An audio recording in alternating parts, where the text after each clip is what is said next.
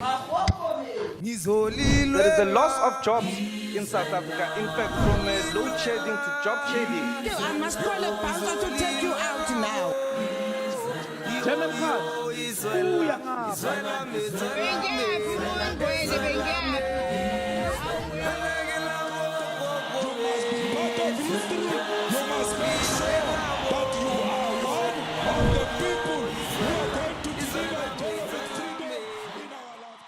Greetings, the people of South Africa, Africa, and the diaspora. And thanks very much for tuning in to yet another episode of the EFF podcast. My name is Titus Tsungu.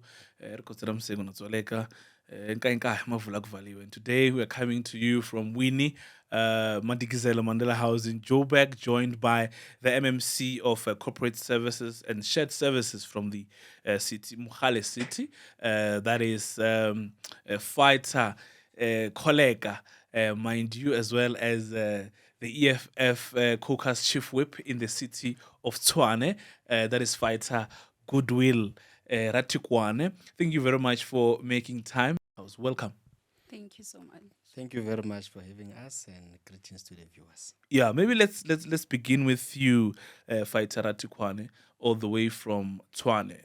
Looking at the latest developments from the city of Tshwane, we have a new government, if we may put it that way, after the ousting of the DA mayor Silas Brink, who was ousted through a motion of no confidence. And we understand that since 2016, the city has been led by the Democratic Alliance. Is there anything good that we can trace back and say this is what the DA has done? Yeah, look, the DA has been given ample amount of time to make sure that they can get that city to be functional. If there is anything that is, or time that has been granted, there was too much was granted to the Democratic Alliance. Since 2016, we have been led by them. They've been in charge of the city. And so far, all of the mayors have gone under, from, Solim Simanga, Mkalapa, and Randall and so on, and it shows that they can't actually govern. And the slogan of where they govern better is actually a fallacy, and they can't back it up with facts. So I can guarantee you that there is nothing that actually you can point out to in the city and you can say you are proud of the DA government since 2016 up to date. Yeah. And now this new government in the city of Tshwane, the EFF is part. We have two portfolios, portfolio of agriculture as well as health services. What can the people of Tshwane expect from the EFF, or rather, what will you be doing differently from what the DA has been doing over the years? Yeah, so we are happy to be part of the government, currently cooperating with the ANC and the different other parties in the city of Tshwane. We have been granted an opportunity to demonstrate our capability and expertise in governance. We have a portfolio of health services that is led by MMC who has already conducted well over 7 visits, including the recent event in Hammanskraal where 47 children had food poisoning following them consuming a chocolate in that area. She was in Odi Hospital last night. She's been to Atteridgeville. She's been in the townships. So the DA as governance over the years has been that they've been servicing affluent areas and neglecting the poor areas such as squatter camps and your townships, and our people are now getting services. You can see even the oversights that are done by the MMCs.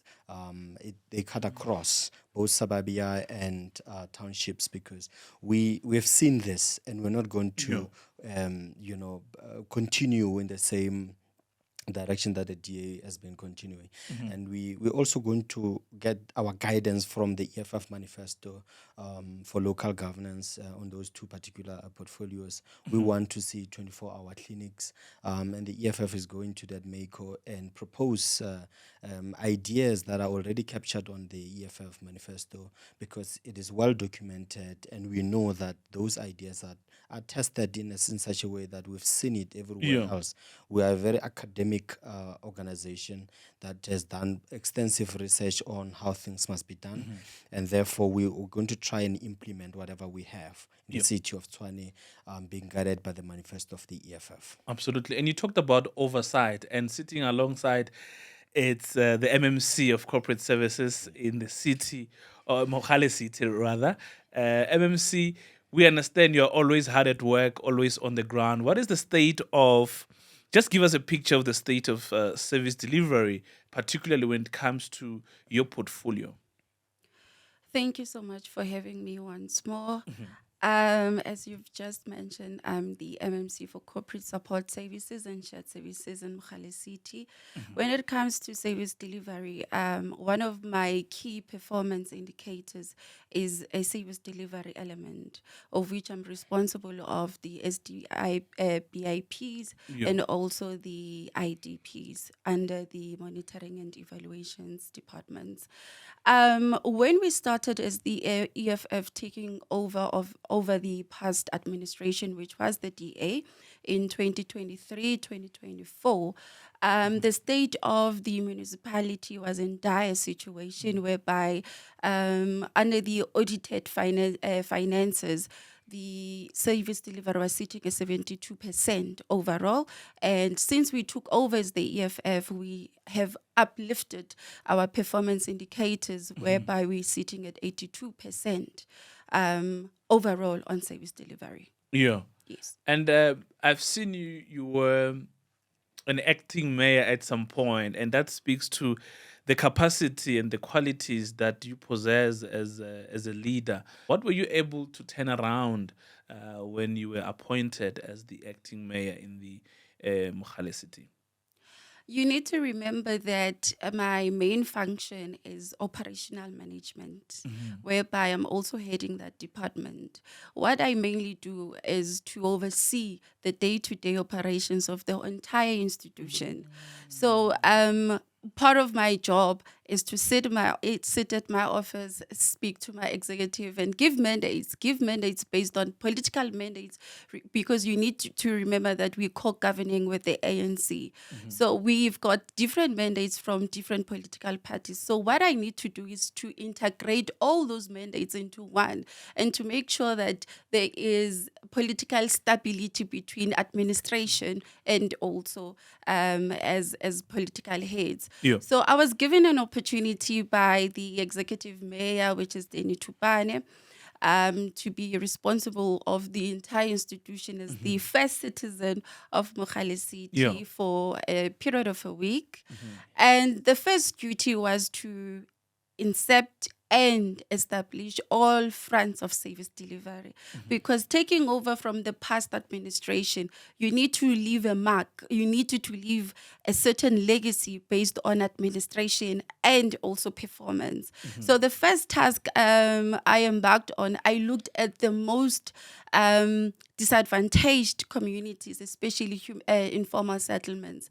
That's where my first task was. I visited one of the informal settlements, whereby I gave an opportunity to the community to offer them Jojo tanks, because they do not have that basic service of water services that the municipality was supposed to produce and implement by that time.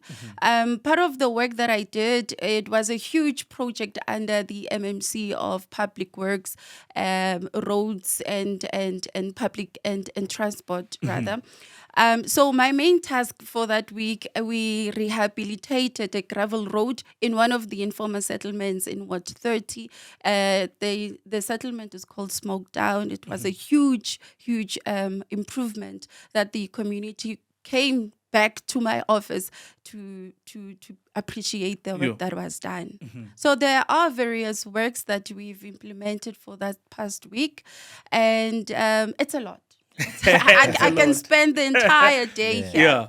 Yeah, and we remain very proud of what the EFF MMCs are capable of, because you are always readily available when the residents need you. Now, let's shift our focus to the city of Tshwane. Yes. one of the critical issues when it comes to the issue of service delivery, it's water. The people of Hammanskraal have been drinking contaminated water. Some have died because of cholera, and the situation seems not to be changing, or there is no political will to sort of change the status quo, particularly from the Democratic Alliance. You look at the community of Stinkwater, people are still grappling to get access to water. Can you just give us rather paint a picture of how the state of lack of water is like in Hammanskraal? Yeah. No, it's actually a very sad reality of the people of Hammanskraal. You know, you're sitting with the city that was bulldozing us whenever we brought any new ideas on the table. At some point, we had to bring that water to council and ask the Yeah. executive mayor to drink that water that is coming Did he out of the drink? taps. No, he didn't drink. We'll What did he say? You should have forced him to drink. Yeah, no, we were trying our level best, but there is also parameters of the law. So Yeah. we were just But demonstrating. he must lead by example. Yeah, at the we were very just least. Yeah. demonstrating that if you are going to be feeding people poison through their taps, maybe you must have a taste of what they are going through.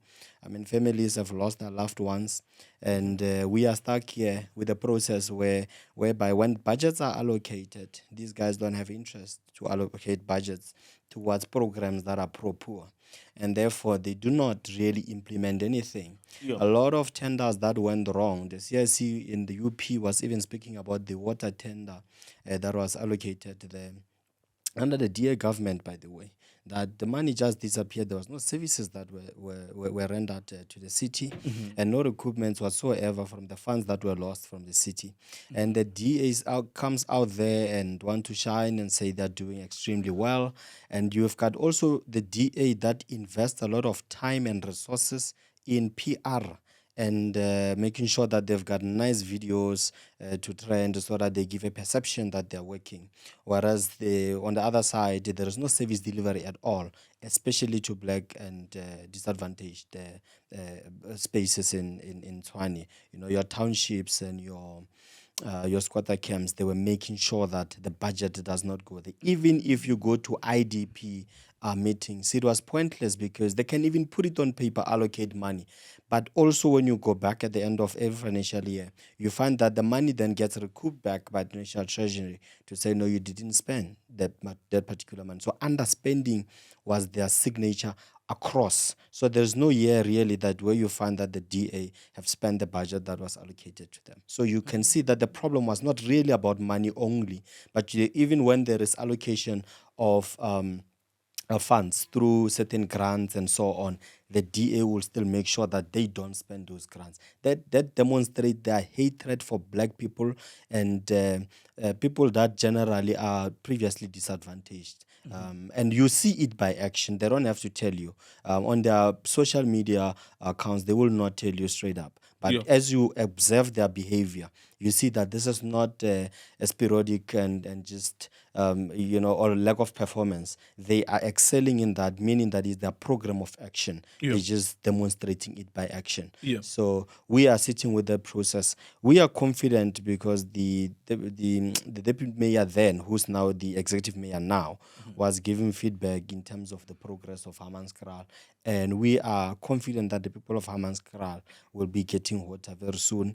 We are waiting for a report formally that might be tabled anytime soon in council, whereby they can, even if it's for noting purposes, they can take us along, and then we're able to at least go back with a concrete feedback to the people of Hammanskraal, show them how we've managed to sort out certain things in relation to water. Even though it's a big project, there is certain phases that have already been completed of the project, and therefore we need to give feedback so that our communities can be patient with us, knowing that a certain job or some progress have been made. Thank you. And considering the ideological differences in the political parties that have formed this co-governance, we talk about the ANC, Action SA, as well as the EFF, will it be possible for the EFF to achieve its own manifesto through this co-governance, given the dynamics of ideological differences. And that said, the mayor, the current mayor of the city of Tshwane, was the deputy mayor under Silas Brink. What makes you confident that she will be able to turn around the situation, because she has been in the executive, by the way? Yeah, for some 8 months, I might say, because you see, that particular portfolio, sorry, that particular position was just created recently, some 7, 8 months. That's when we created that, and now, if you take into account another 3 months, it is when we were trying to oust that government. So, which means there was not much that was done. Also, you know, to set up that particular office also takes time, because you've got to allocate it capacity staff, and then also then rebuild it, make sure that you allocate them responsibilities and so on, and capacitate that particular office before you can even start seeing results. So as you see, the person that has been put there is a doctor by qualification, and it's also a woman. As the EFF, we support that, because a black woman occupying that driver's seat, it shows that we have confidence when we judge people according to their merit, and we believe that she'll be able to do well with the team that she's with. But also remember, the previous coalition was actually met by racism and also arrogance from the DA in general, because you would see that how they were treating other parties that were part of the coalition, they were bulldozing them. And every time they had a view, they had any inputs, they would just be cast aside and say, no, look, we're not going to entertain you, and we are the senior partner here in the coalition, and therefore you're going to toe our line. Even if they wanted to do anything, the likelihood is that with the arrogance of the DA, they were not going to be able to achieve anything. That's why, in order for the city of Tshwane to be governed well, the DA had to go. So the good governance and the DA can't coexist in that particular executive structure. Yeah. So I want us to talk about the short-term measures as well as the long-term measures, but I want us to look at the complaints, MMCs, that were brought by some community members, residents of Mogale City, who complained about sewer spillages in the city. How were you able to respond to such, and how often do you respond to the grievances raised by residents of Mogale City? Well, the sewer challenges are stemming from the Department of Infrastructure, of which none of the MMCs of the EFF are taking upholding that office. However, when I was perusing some of the documents, the past documents, and scaling the performance with the current administration, we are really doing quite a lot. There are improvements. It means we must take that portfolio and bring it to the EFF. Don't get me in trouble. Infrastructure, we had a challenge, a huge challenge, whereby we were sitting at 32%. But with the last quarter, which was the fourth quarter of the financial year for the 2023-2024 budget year, we upscaled to about 60% of improvement. Then that will tell you that there is betterment within the system of infrastructure. However, with the current developments, we have set aside about 30 million rands as the current council that, for refurbishment of the Percy Stewart sewer system. Oh, that's proper. Progressive. Yeah. So that any challenges that are faced by community members, we are able to take those challenges, meet them, and provide efficient service delivery. And when you talk about the portfolios, the EFF, I think it has got around 4 portfolios in Mogale City. Correct. Yeah. Now, what are some of the programs that you prioritize in Caucus? I understand you meet in Caucus as the MMCs. What are some of the priority areas that you think you need to focus on for the benefit of the community of Mogale City? I need to be honest with you. Before the EFF took over and formed CoGovernance in Mogale City, Mogale City was pretty much extremely dirty. It was dirty. It was a health hazard. Now we need to appreciate the workforce of the MMC of DIM, which is the Integrated Environmental Management MMC, whereby we have focused. All our focus is based on cleaning the city and making sure that there are no health hazards. We are also responsible of roads and transport. So all those potholes like in Hammanskraal, you can't find that. It's limited when it comes to Mogale City. Yeah, those are the main key driven deliverables that we are offering as the EFF. And going back to Tshwane, where there are a lot of potholes. What are some of the immediate, interventions that, as EFF being in the co-governance now, you will be prioritizing to ensure that there is no pothole, there is water, the issues of clinics are open 24 hours, 7 days a week? Yes. No, so look, there is already budgets that have been passed, Yeah. and there is already IDPs. So whatever that we are doing, we're going to work within that current framework. But there is also quick gains, low-hanging fruits that we can access easily and make sure that we implement. I mean, reallocation of resources to our people. That's key, because it's within the same budget structure.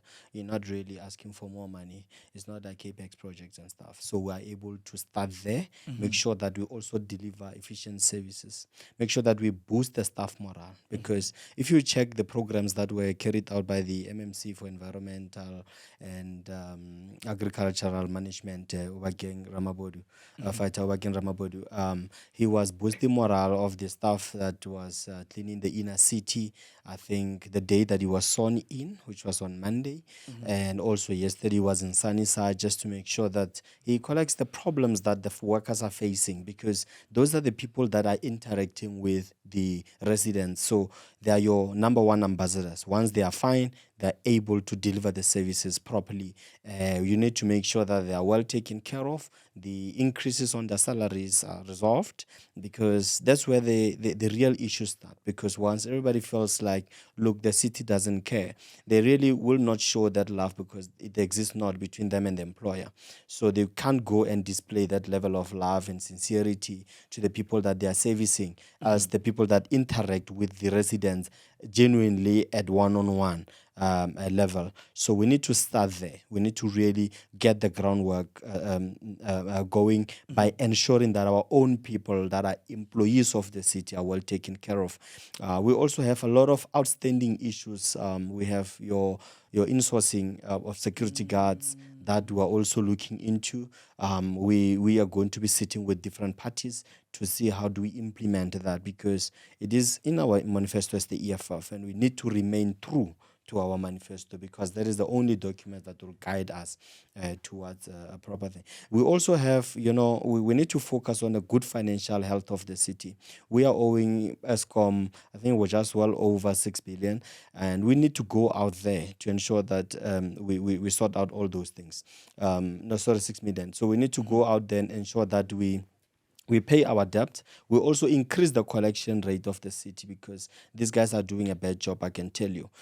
We need to fire quite a number of collection agents. We need to ensure that the city is able to collect what is due to them, because with that, those resources were able to allocate budget, because they are running on an unfunded budget, which then hinders other things. And once you've got all those things going, we're fine. The spending of grants, you already have money that is from national, but they're not interested in spending that money. So once we're able to spend the money that we're supposed to spend, some people's lives will be changed. The MMC of Environmental and Agricultural Management was also even suggesting upgrading the bins, because we have a lot of backyard dwellers in different townships, such as your Oliven, your Altridgeville, your Soshanguve, and that's what is causing illegal dumping. So they're sitting with 85 liters dustbin that it gets full, because there's 10 families on the back rooms. So we're able to give them bigger bins, such as your 240 liters, and then also seeing if we can collect rubbish or 2 days a week, because currently it's like about 1 day Yeah. in a week. So those are the current programs that we can do it. Once we are able to have a clean city, you are able to attract investment. You are able to sit there and say, look, we love our people. And how do you demonstrate love to your people? Is by making sure that they don't live in squalor conditions. That's a very simple and basic thing. Because Yeah. our people are not asking for a lot, by the way. They just want the most basic things. And generally, those things are already on the budget. It's just a matter of you prioritizing and giving an area where there's not so many residents, so many trucks. When it gets to a township, you give them 1 or 2 that breaks. Half the time they're not working, that fleet doesn't work. Auditing the fleet, ensuring that the fleet actually does exist, because you might have a situation where someone has registered that has got 10 trucks or so, but you find that 5 is working. And every time they're billing the city and so on. So just making sure that we're an honest, transparent government, and our oversights are going to reveal a lot of those things in the next coming months. Yeah, and already the MMCs of the EFF in this core governance have already hit the ground running. I've seen fighter Ubakeng as well as It's all fat. Tejo. Yes. She was on the ground as well, and that demonstrates the capacity of the EFF leaders. Now, let's look at some of the malfeasance that were done by the Democratic Alliance. We understand tenders were given irregularly. You look at the Auditor General's report, there were irregularities. And you look at the city of Ekurhuleni, the way it was governed. I mean, under the leadership of Commissar Dunga, I think he has set the bar very, very high, and Tshwane comes nowhere very close to what the EFF MMCs have done. Now, let's look at the financial health of the city of Tshwane under the Democratic Alliance. We have seen irregularities, the AG flagging those irregularities due to tender irregularities. We have seen AfriForum benefiting as well. Yeah, look, I mean, there is a point that we'll raise with the MOU of the AfriForum maybe at the later stage. Yeah. But it's very poor. I can tell you they have a very bad way of managing and governing the city. They're not getting any proper audit, like a clean audit or unqualified, at least something closer to, good health, financial health of the city. We have seen, and of course, Ekurhuleni has set the tone here by making sure that we always get clean audits.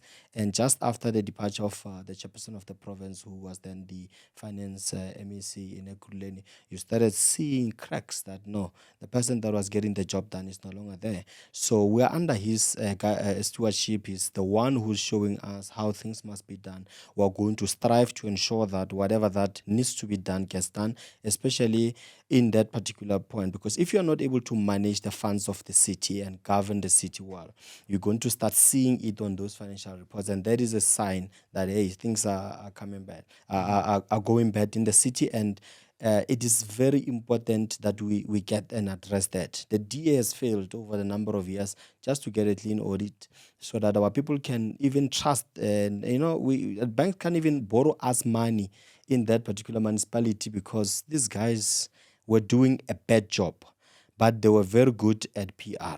They would do videos the entire day just to sell the picture that, hey, look, we're doing extremely well.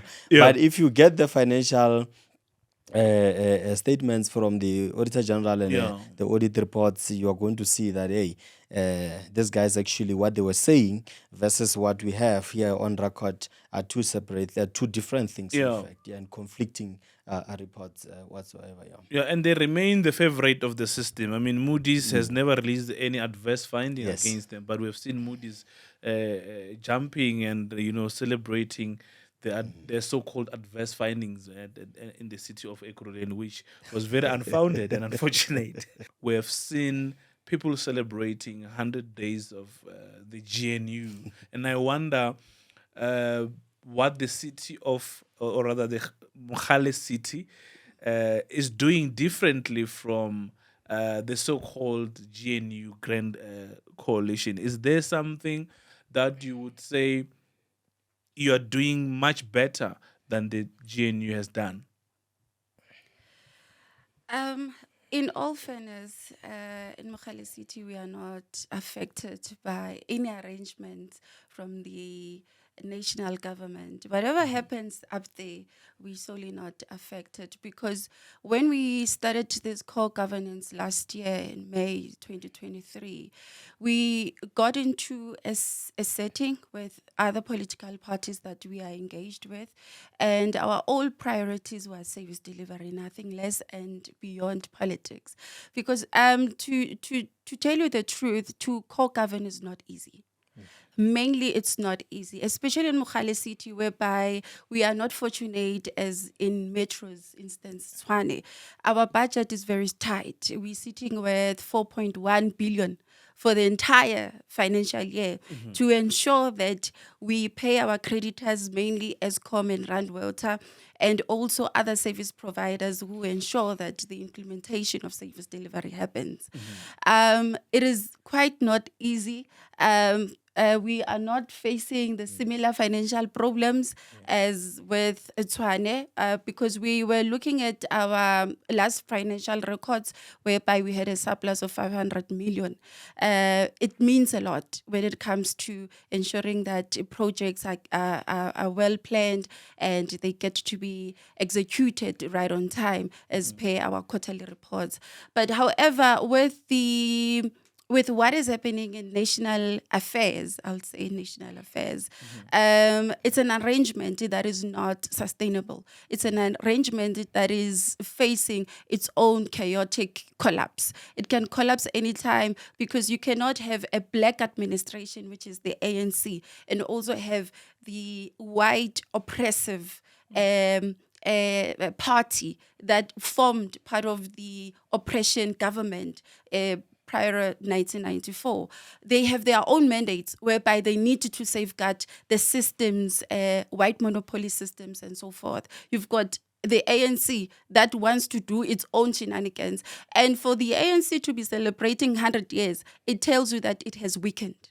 Because for the past recent years, since the ANC took over government, you've never heard the ANC celebrating 100-day performance and so forth. It should tell you that it's weak to its knees. However, in Mogale City, we're doing well.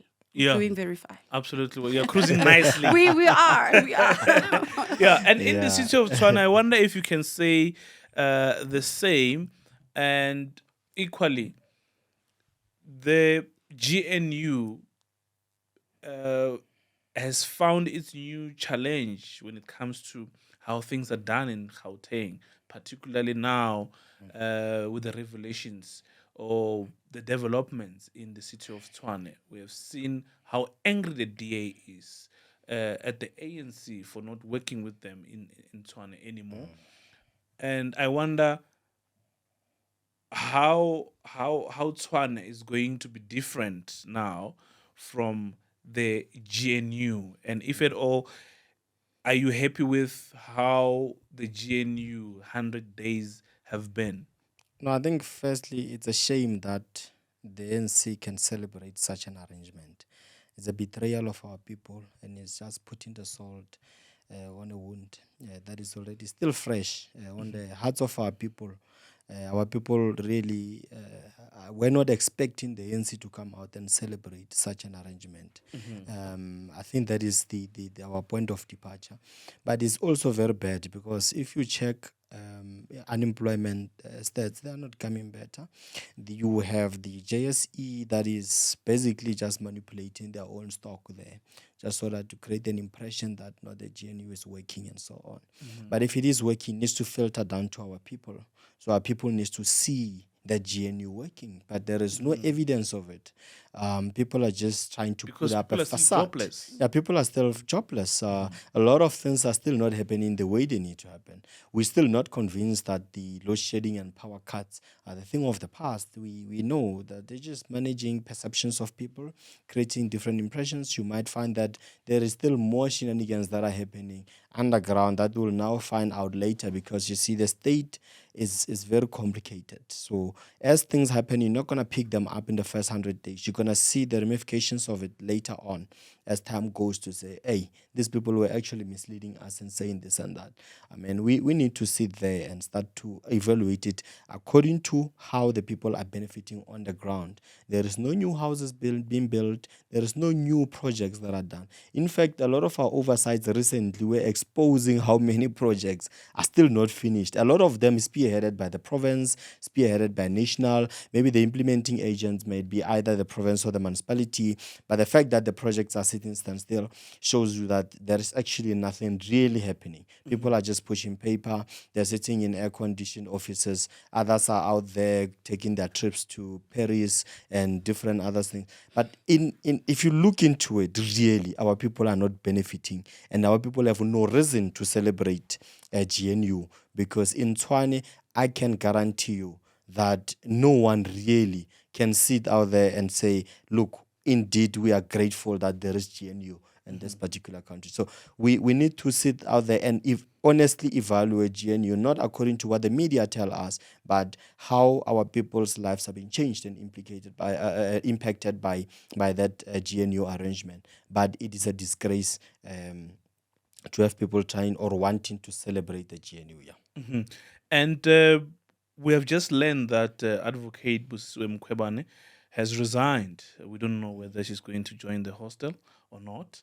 But what are your thoughts or your immediate reaction on the resignation by the former EFF MP Advocate Mkhwebane? Yeah, the EFF is a sea, and it must clean itself. It's All the in time. its nature. And anyone who wants to go, the president in the Ground Forces Forum, he told us that fighters, many are going to leave.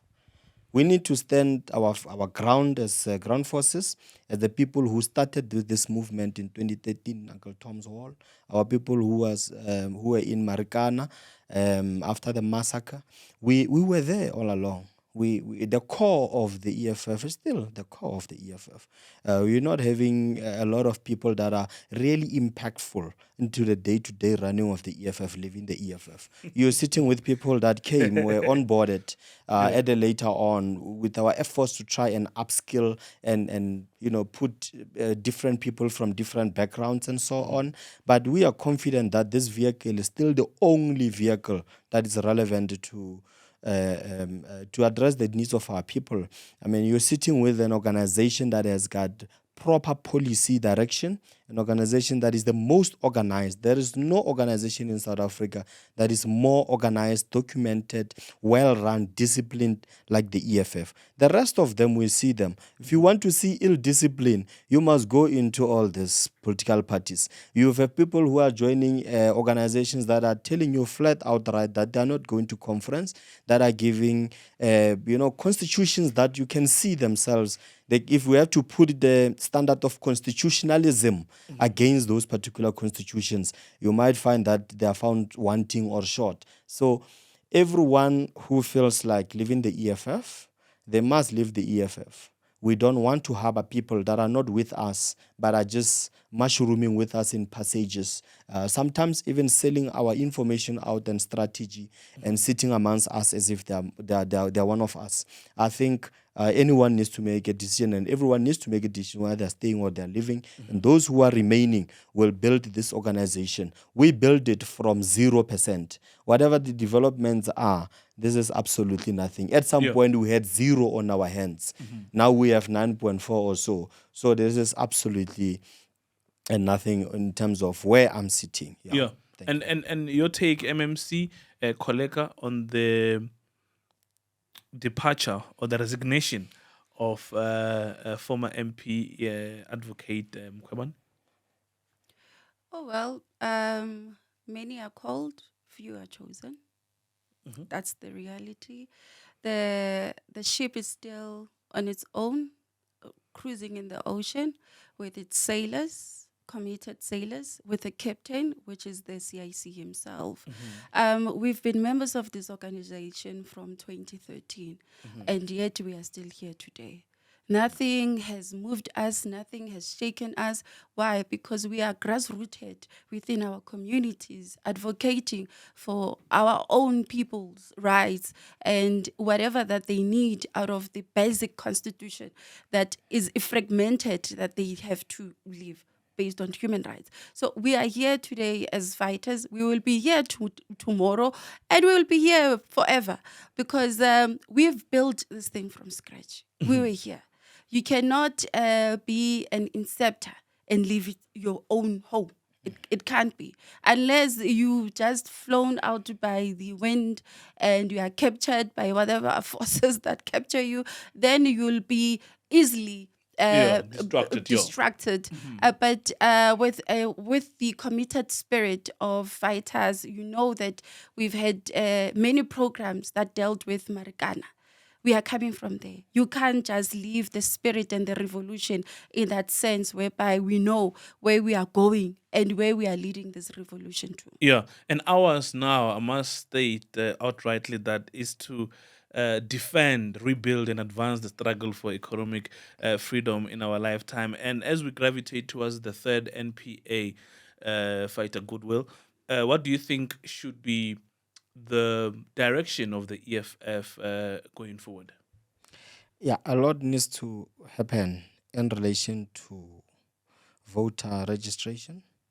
I'm still of a firm belief that the EFF is, and in South Africa in general, because it's one voter's role, who are still being, or who are using the 1994 voters' roll that is just amended here and there.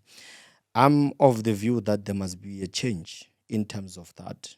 In fact, I believe that is unconstitutional to require someone to register before they vote, because we know a lot of our young people don't get that opportunity to register to vote.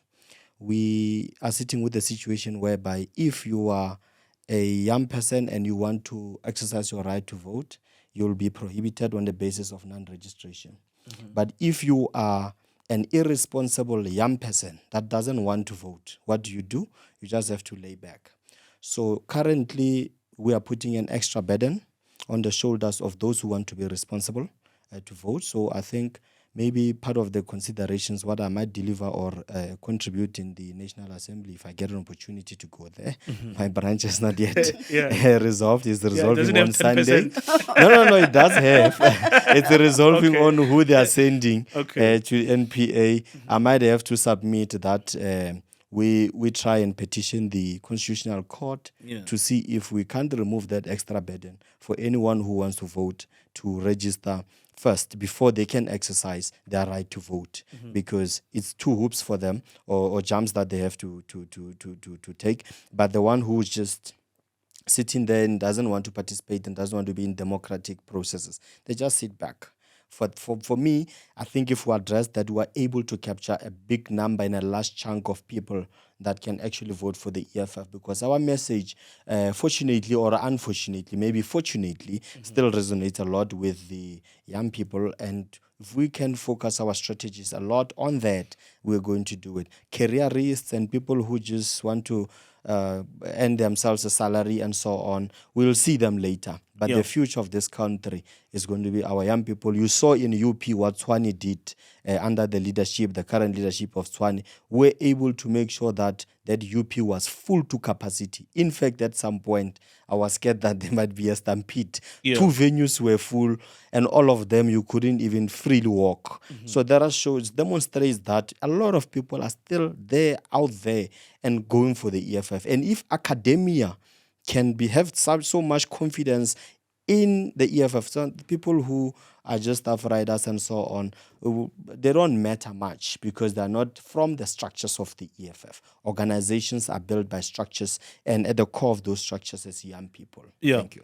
And you look at the requirements, one of the requirements of branches to go to the NPAs, that at least they should have reached a threshold of 10%, and that is a barometer, or rather an indicator that shows that the EFF lives in a particular area, and by and large it lives in all corners of South Africa. Therefore, if a branch has not reached the threshold, therefore it is automatically disqualified. Do you think that threshold will give the EFF a true reflection of where it lives and how many people it may have who are fighters, who are not just staff riders? Yeah, look, I think it is important that we have that 10% because we sometimes entertain people that are not doing anything for the EFF.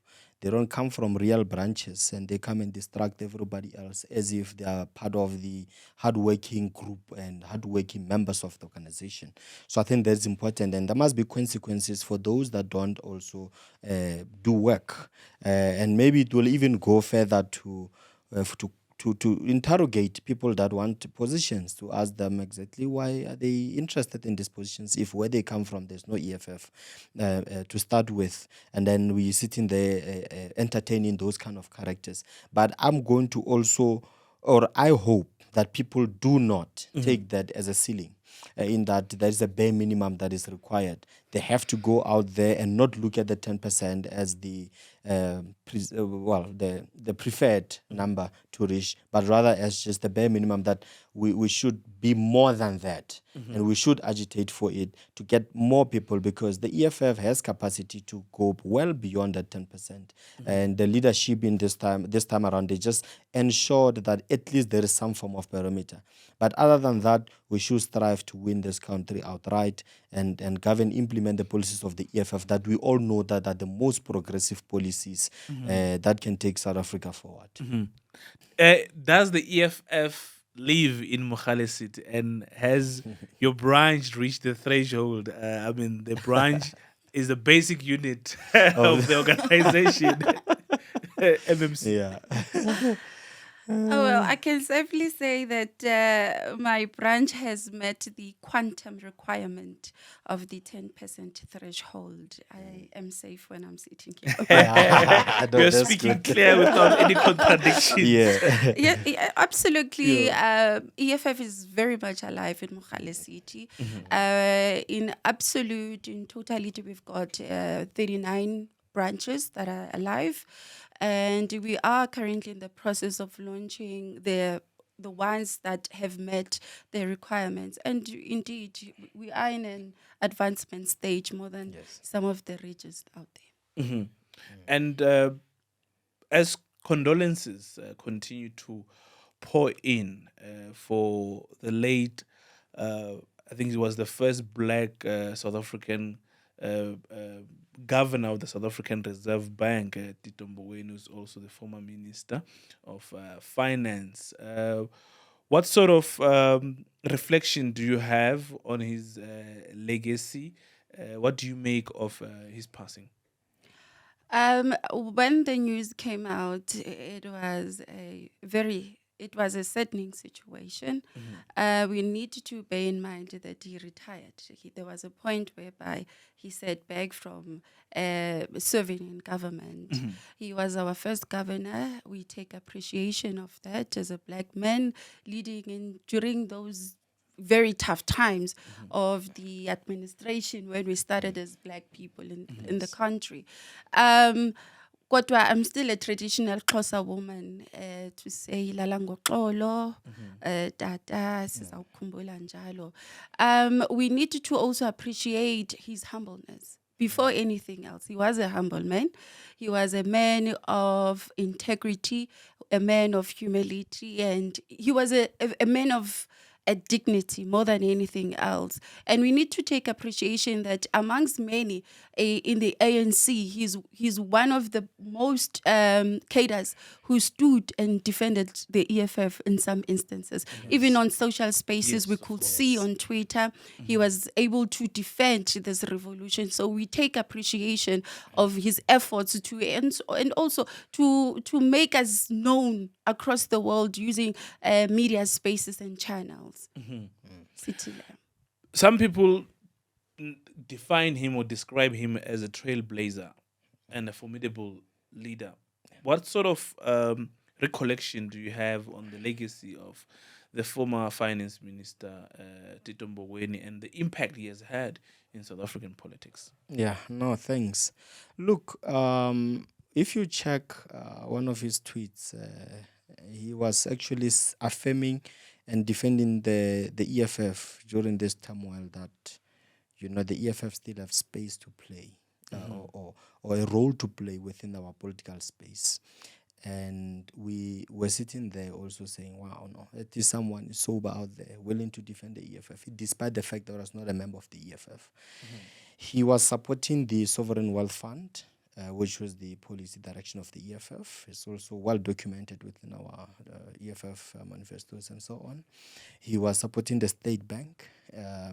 He was a professional that if we had an opportunity to utilize him, we would have easily done so, because the EFF love people with capacity, educated people that have capacity to take the state and our people forward.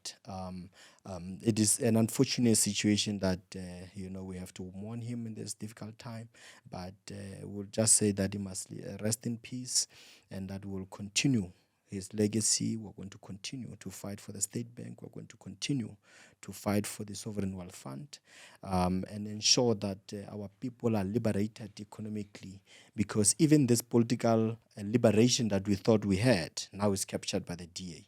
So we have more to do now than then, because then black people had some power politically, and now they don't have political power, and they don't have economic power.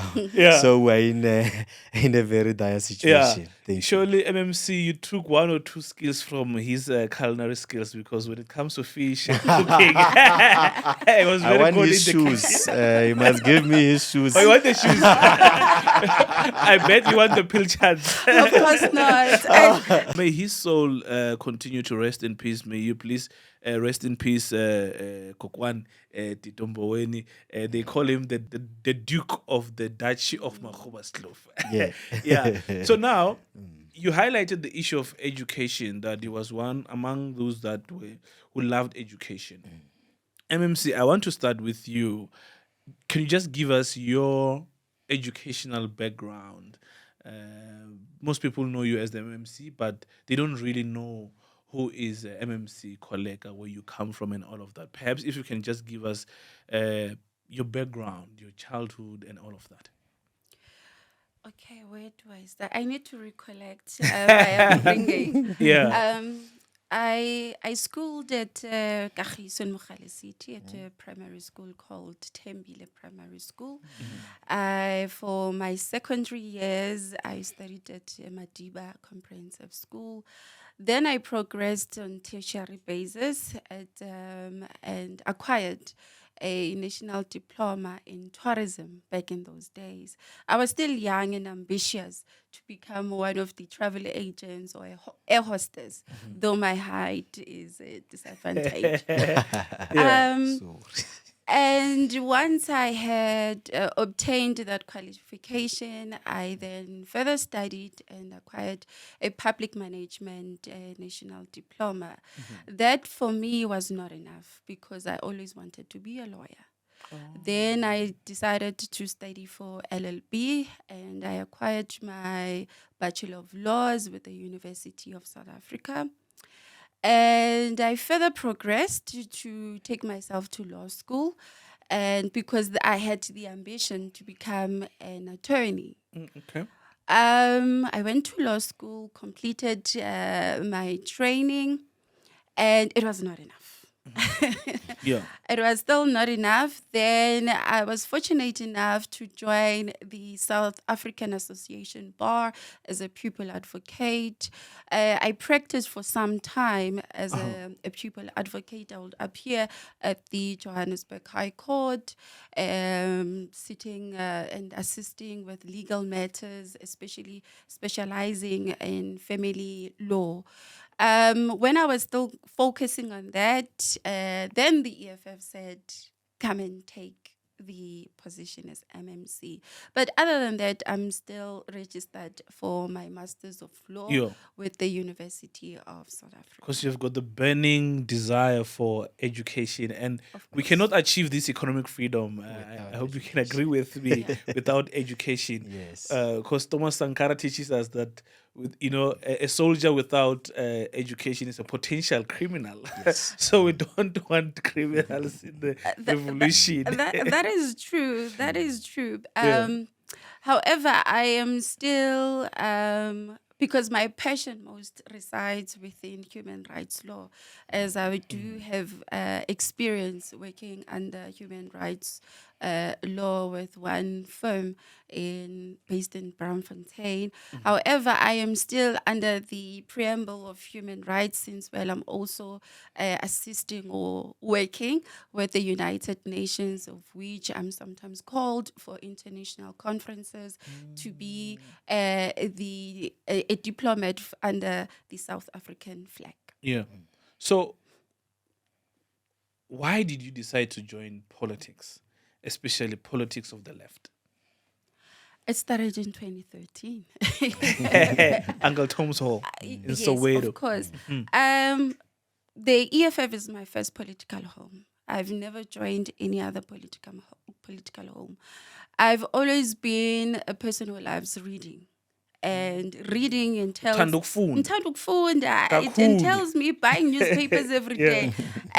My PA is here. She knows. Every morning when I get in the office, the first thing that I do is to read. Yeah. So, reading, it helped me the most to understand politics in terms of article writings and so forth. But I always had this burning spirit inside of me to be of assistance within my surrounding, in my neighborhood wards and so forth. So I always had a passion. I'm like that. I've always had a passion to serve. I'm a servant. I consider myself not as a public rep, but actually a servant of the community. That's why I then joined the EFF immediately, because it spoke to the rights, it spoke to the needs of the ones that have been destitute for some time across South Africa in perspective. So I joined the EFF based on these ideological principles, mainly speaking the land distribution, because I'm coming from Kagiso. Kagiso is your township. You find a township, those families whereby you find 15 members of the family sharing the same house, sharing everything, household and everything else. 15 members in one place. So I've primarily witnessed this destitute that our people face on a daily basis. And when the EFF spoke of the first pillar to say, let land be distributed across to everyone, be compensated, let it be. I then took that policy to say, no, man, but my own people need this. They needed to be rescued. Economic freedom in our lifetime, especially looking at the unemployment crisis in the country, we have to have economic deliverance. Yeah. From a law perspective, what do you think needs to be done to address the issue of land?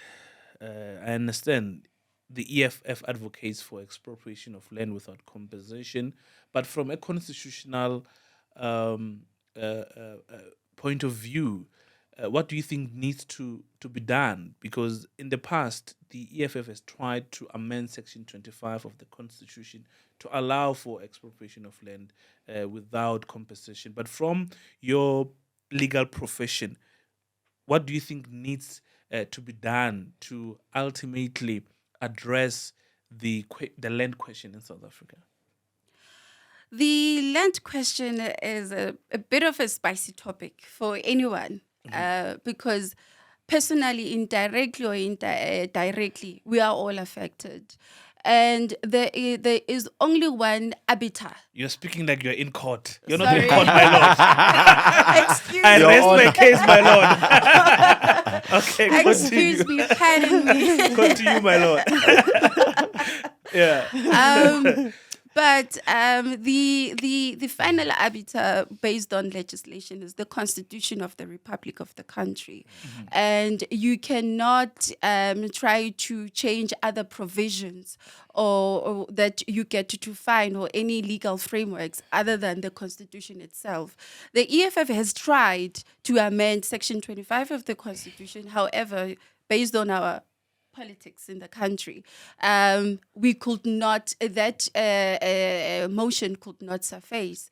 It was against 4. So the first thing that needs to be initiated is the amendment, is to change certain clauses that are found in the provision of the Constitution.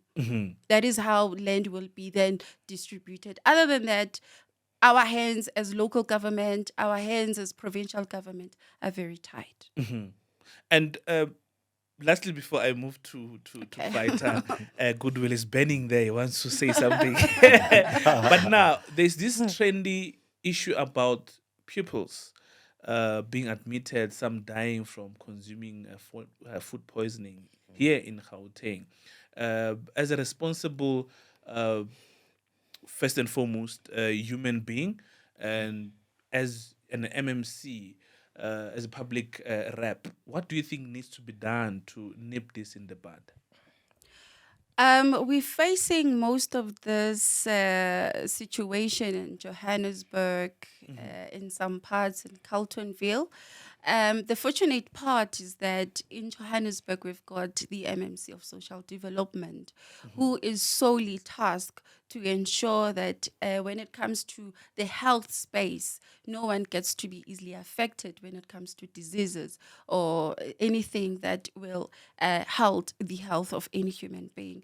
First and foremost, I believe that we need an intensive program that will be initiated to ensure that our health inspectors make site inspections across all these spaza shops and tuck shops or whatever you call them, because we need to enforce law. There's law, however, there's no order.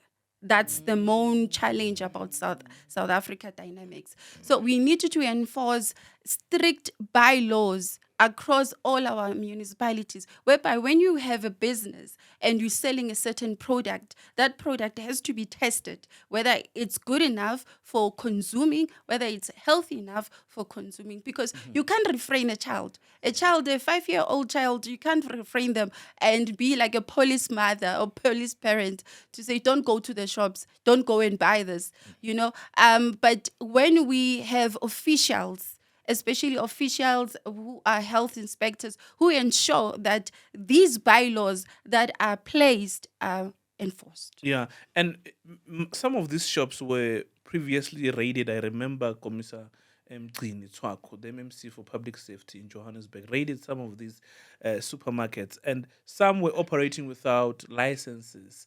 And you'll be shocked to find out that the sellers, these people, the shop owners, they don't believe in what they sell. They don't even eat. Their kids don't eat what they produce. So it's mind-boggling how we have a government without enforcing bylaws and ensuring that the food that is sold in supermarkets is actually up to standard, because you cannot sell that which you don't believe in. You can't be selling a brand that you don't even wear. That's why in most cases like you are wearing an overall because you believe in groundwork. You're representing the poor and the marginalized. But now let's shift our focus to your educational background as a fighter. As most of the people know you as a leader of the EFF, structures, but they don't really know where you come from and what sort of background you have when we look at your childhood as well. Yeah, no, thank you very much. Yeah. I was actually born in Northwest, Rustenburg in a little village called Tlokweng. It's very famous there. It's a proper place to be in December. And so Okay, I retired. yeah, and completed my matric there in a school called Motlaputseng. And then I came here to Joburg, tried to study. I slept outside TUT in Soshanguve for like about a Okay. week. North Campus or South? South. Oh. Then I didn't get funding, and then I had to go look for a job on the second week. Got a job somewhere here in Shell as a petrol attendant, and then had to then study with UNISA, having to work, day or night sometimes, and go to school, studying public relations, national diploma in public relations. Then concluded that and have my national diploma certificate with them, and I then also then corresponded with UCT for project management and so on, and then also others just the municipal courses that we're busy with in the city of Tshwane. Currently, I'm studying for my LLB and also labor. Okay, so I'm sitting in front of legal braids here. So I'm completing also my higher certificate in labor relations because I'm actually a unionist. Oh, So I'm a okay. founding secretary general of a trade union, EDUSA. Also the motivation, it came about when you go and try assist workers, and when you get to CCMA, they tell you, no, you're not supposed to be here. And then we're like, okay, let's tick the boxes and be compliant legally. And so we have a lot of background in labor. So hopefully one will complete the LLB soon, and we can then progress and look at other different educational qualifications that one can acquire post that particular one that I'm busy with now. Yeah. And when it comes to the issue of land, what are your thoughts? One of the founding, or rather one of the struggles that the EFF is fighting for is the return of the land, which is why cardinal pillar number 1, which is non-negotiable, talks about expropriation of land. From a legal perspective, what do you think needs to be done towards the full realization of the return of the land in the hands of black people, Africans in particular, whose land was dispossessed? Yeah, so as the MMC was explaining, I was thinking that, actually the person that denied us access to land when we were willing to give them 6 point something percent, I'm not sure the percentage point that we tried to offer, then was President Zuma. It was at his time that there was fees must fall, and he dismissed every plea from the young people. I was directly affected. I had to be a petrol attendant in order for me to be qualified. It's very painful. 12-hour shift, wearing boots. Then you must go study for 3 hours, 4 hours. It is very painful. No child should go through that in order for them to make it in life, because a lot of them just simply unplug from the system and choose Nyaope as the way. That man denied us free education. He denied us land when we were offering him, I think it was somewhere around 2014, if I'm not mistaken. He denied us that access. And then we also have a president that now is promising people that is going to change this, is going to change that. He has an opportunity for 9 years to do that. So that's why 9 wasted years. 9 wasted years. He was in power with a proper number in terms of percentage point, not what we have in now, 40% of the ANC. And we need to be clear, because history must never ever be changed on the basis of current inconvenience. We have to tell the truth. Even if it's difficult to tell the truth, we have an obligation to tell people the truth. That the old man that they say is going to save South Africa, and people are resigning left and right to try and join, had the opportunity. He was the first citizen of this country. At the stroke of a pen, he could have gave us land. At the stroke of a pen, people and young people would have went to school. We are currently fighting for kids to be admitted in tertiary schools now. And it's that man's fault, because that revolution was fought by us together with Commissar Pambo and other Sinao Tambo and a lot of our brothers, Amla, there in Pretoria and so on. That man denied us everything else. So we need to amend the constitution. We had an opportunity then, but because of opportunism and capture that was then, and also people who are not committed to this question of land, we are where we are now. as South Africans. So yes, the constitution must be changed. I'm with the my colleague here in the MMC that we have to change the constitution because we're not going to have a problem, but we're not going to be able to succeed without changing the constitution. The other thing is that we have already started occupying land in Oliven, where actually I spend a lot of time since I came here to Gauteng. We've expropriated land. We've expropriated what we needed to expropriate so that our people can live comfortably. I tell you now, well over 2,000, 3,000 families are in comfortable spaces in Oliven Houtbosch. They're not paying rental. They're able to even have income and so on and so on.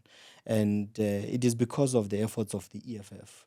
In those years, around 2016 and so on, to try and give people access to land. So of course, it will come with its own challenges here and there where people use that opportunity for theft and so on. But in the bigger scheme of things, there is real beneficiaries to the EFF. And indeed, if you see a beautiful piece of land, you should take it. It's yours. Thank you. What's if EFF ika Tshwane? Hoka. Dilo tsa rona di ka ba sharp. Dilo tsa rona di ka ba sharp. Now we can cruise very nicely. And as we wind up this conversation, I wonder what will be the next step in the city of Ekurhuleni. Now ANC is in charge of Johannesburg, and then Tshwane is acting as in terms of the mayoral chain. Are you of the view that there should be power sharing in terms of the mayoral chain? And what would you be proposing going forward if you're at liberty to share with us some of the decisions that are taken in Caucus as the chief whip? Yeah, Titus is going to get us in trouble. I think those discussions are handled at a much higher level. Myself and the MMC, we are fine. We are designated a little corner there to operate our things that way we need to operate. I think the most appropriate people would be national and province. But look, I mean, at the end of the day, there is no doubt that the EFF can run the city of Ekurhuleni effectively. It is us who are visible. It is our MMCs that are providing services. With Commissar Tembi there, Commissar Dunga, who was providing excellent service delivery to our people, allocating the budget fairly across the board. Very eloquent leader who's able to deliver a coherent message that can resonate with our people. When they saw that he was outshining them, they had to, at night, deal with him, the ANC way of dealing with people. But they can't take away anything that is God. He has what God gave him. He represents us to the fullest capacity. And we believe that if we were ever given an opportunity to govern any municipality, we're going to do it well. Worse, if we're going to get it, we're going to get governance or the mayoral chain in Ekurhuleni, because there we have a matured structure that has been there for some time, that has learned how the system works, that know their way around the municipality. It's not like in Tshwane where it's the first time that we get to have an EFF, anybody, by the way. Everybody else was just a councillor from far. There in Ekurhuleni, we stand a much better chance to reviving its economy, to make sure that everything that we have promised our people, we can demonstrate in a full-blown municipality. And I am confident that as the leadership discuss this matter, if we ever get to an agreement with whichever party responsible or that is affected, mainly I think the ANC, I have no doubt that we will excel. And in 2026, our people are going to have a clear picture of how the EFF will govern them in the future, because we are not going anywhere despite all the shenanigans happening. Thank you. MMC, your final thoughts and what the people of Mogale City can expect from the likes of yourself and other MMCs of the EFF going forward? In Mogale City, we found the municipality at its unbearable state of condition. as I am in charge of the Human Capital Management Department, which is your HR. When I arrived at the office, I found that the current status by then, it was sitting at 47% of unemployment. And one of my key roles was to ensure that there is an intensive bulk recruitment campaign whereby the municipality has never employed anyone for the period of 5 years. By the moment when we took office as the EFF, we started that bulk recruitment basis, whereby we ensured that we also give an opportunity to community members to have an opportunity to work at Mogale City based on qualification, of course, based on skill and based on capacity. We've increased the margins of employment, and I can safely say that we've also absorbed security personnel and also general workers into the system. We've employed one of the 21 interns that were part of the system. There are landmarks that nobody can take away from the EFF that we've incepted since we took office. So people of Mogale City will still need to see the work of the EFF as mandated by the organization. And we can safely say so that since we took office, there's pure, efficient and effective co-governance that has been in place. And there's a very, very high standard and degree of service delivery. Yeah. And obviously, when we look at Tshwane, there is low-hanging fruit in terms of service delivery, and we're going to take advantage of the status quo. This is the time to shine. We want to deliver services to all residents. Without discrimination. white-owned Not or white white only. plate- yeah, all white of plate. them, without discriminating our people. Yeah, And then I'm sure white people are angry right now. they're angry. They're fuming. Because They're they're not turning fighting. pink. They are not fighting that we want to not deliver services to Yeah. them. They just don't want us to deliver also in areas where you will find your squatter camps and in your townships. So they are fighting equality and so on. So we need to decrease the number of vacancies that are there in the city, ensure that we don't have a city of actors acting this, acting HOD, acting as this and that. We need to ensure that we speed up the process, we hire our people, we need to make sure we reduce our ESCOM debts, we need to make sure that we get our clean audits. Unfortunately, this one is probably tainted because, we just removed people here and we know that we're going to find invoices under couches and everything in the city. So we need a bit of time to clean that mess. We're also going to ensure that our people are getting the services. We also have ward committees in Tshwane. Starting in my branch this morning, Councillor Ramabudi was in my branch, MMC for Environmental and Agriculture. He found the ward committees that belong to the EFF.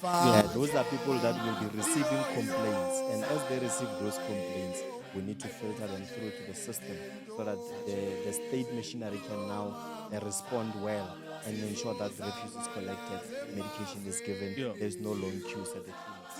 I think there's a key. I think that's the spirit, fight. That's the spirit. So, song of the day? Tulumamele. Why Tulumamele? Can you explain? The fighters want to know why must they keep quiet and Tulumamele. Keep quiet and listen. Why must they keep quiet and listen? Because I think we've been through a lot as the EFF, but we have a proper foundation. And the fact that we've got that foundation, I'm sure that we're going to be able to reflect. As this song plays, we are done with mourning and so on. We need to listen to the leadership's direction. We need to listen to the delegates at the MPA. We need to listen to policy proposals. We need to listen to our people. We need to govern and listen to our voters and implement what they want. Yeah. No, Tulumamele. MMC, anything you want to say? Where it's a bit shaky, but we also need to reflect within. So we need that calmness, that spirit of calmness, so that by the time the NPA comes, everything is resolved. Yeah, absolutely. Tulumamele Fighter, thank you very much for coming through leadership. I really appreciate it and wish you all the best in Tshwane and in Mogale City. Thank you. And thank you very much, equally to you, the people of South Africa, Africa and the diaspora, for tuning in. This podcast grows because of your viewership. So thank you very much for your support. My name is Titus Tungu Kotoram Sengu. Until we meet again. Thank you.